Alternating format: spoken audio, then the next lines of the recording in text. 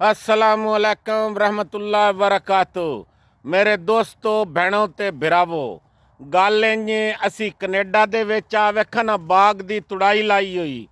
ये सेबां दा बाग है।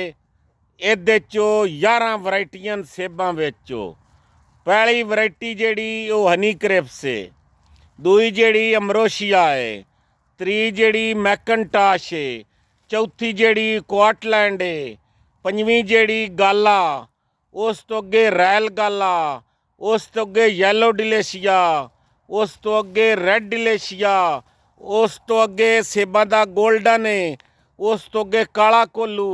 आ जी सारे सेब नो कनेडा दे विच ते डिग लगे पैन।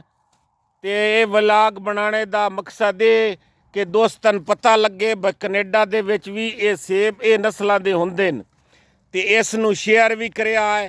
ते आ वेख लो तुहानूं बाग भी विखाइना ते असां हुक्का भी बागे च रखी होया है। एकरी बाइया छेक के विखा हुक्का इनानो। असी ये नहीं कि कोई कनेडा च आया ते असी इत्थे सिरकटां पी लेंदे हां ना, असी हुक्का भी छिकदे हां। आ वेख लै, आ मेरा सज्जण पिया हुक्का छिकदा। आ हुक्का असा रखियो आ जेड़ा कारां च लोकी रखेंदे न।